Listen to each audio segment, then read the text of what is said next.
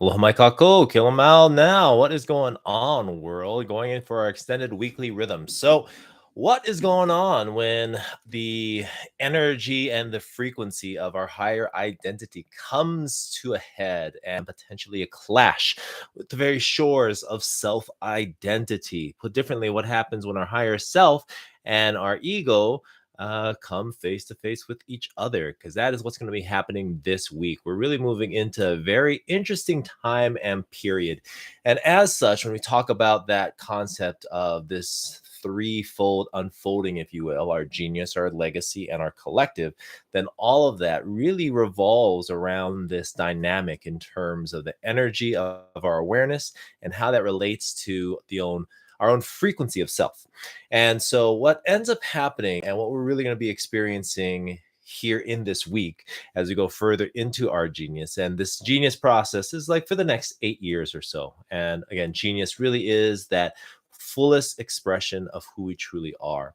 That involves our energetic patterns, that which we embody, the intuitive talents, that which we utilize in terms of self expression, our core values, those aspects in terms of the emotional pieces of our lives and that emotional body, and then those parts in terms of our transferable skills. And that's really how we can really exist in this world, and how we can actually support not just doing something that's fulfilling for ourselves, also something that really is supportive of others. And so as we go into this four aspects really coming to a cross section of connection and embodiment, what we're really going to be coming into is also acknowledging that who we have created ourselves to be.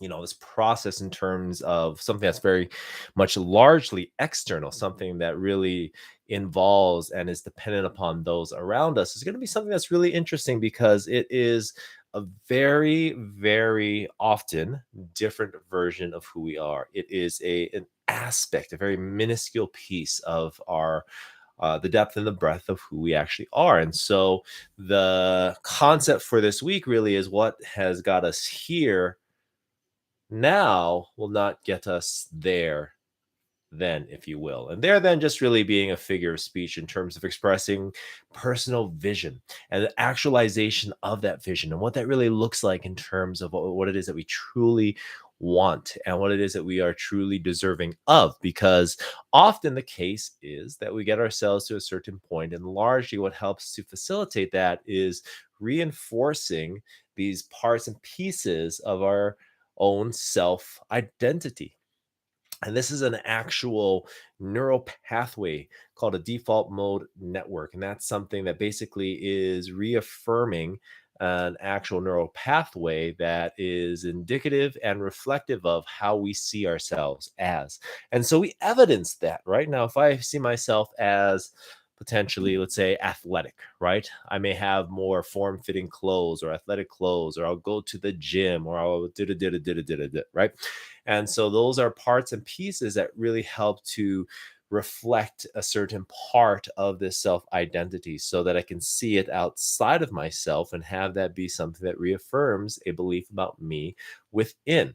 Now, the thing about that is that gets so deeply embedded within our own awareness that we're now unaware of that in fact is part of our awareness. And so what we're really looking at now is, say for example, I don't know, um there is something stuck, right? Let's say we're playing basketball and we're shooting, and the ball gets stuck between the rim and the backboard. Now that's stuck, it's good in there. Now we need something to dislodge that, right? Something to come from the outside to be able to um create and generate some kind of movement. Now largely that's the feel of what we're going into right now, is that we are not necessarily stuck in a negative way. However, we are so deeply anchored and tethered and connected to this version of ourselves that we've created, largely unconsciously, that we need something to help us move. And that generative energy of our higher identity is exactly what is going to do that. So this week, we're going to really start to see, say, for example,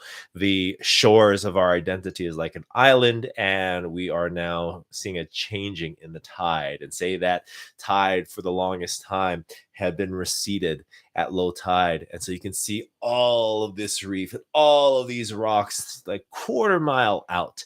It's not even a thing that would not be, not there. And then all of a sudden, the tides change in a real and dramatic way. And all of that water starts to come in slowly and steadily. And it starts to then cover the unearthed rock and reef systems. And all of a sudden, water comes all the way to the sandy shore. And that changes the very dynamics of not just how we see and perceive the island itself, how it is that we are able to interact with it as well. And we're going to really be moving into that space as our genius and the energy of this becomes more pronounced.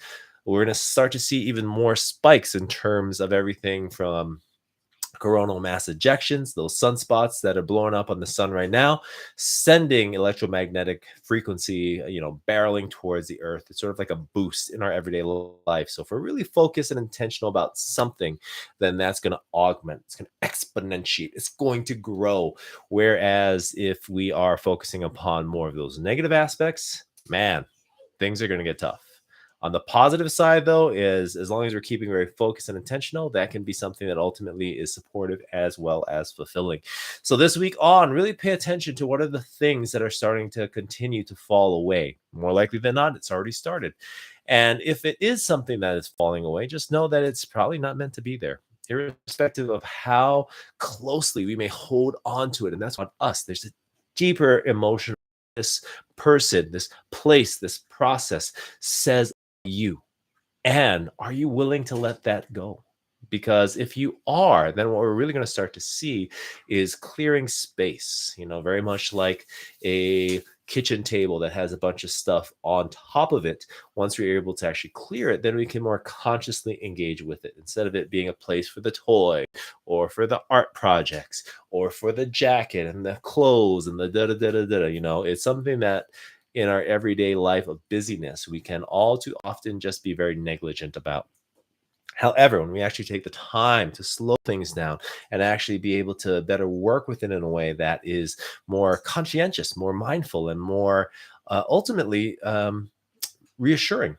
And as that happens, then we can consciously create a new platform. And that platform is something that allows us to engage in a very new and cool way. So, 3 things for this week. And look at the things in terms of what is falling apart.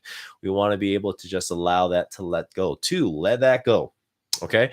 As much as you can, it's going to be something that is ultimately for your benefit. And even if it doesn't make sense, just begin to entertain what that is, what life would be like without this, how life may be different because of the absence of this, the removal of it.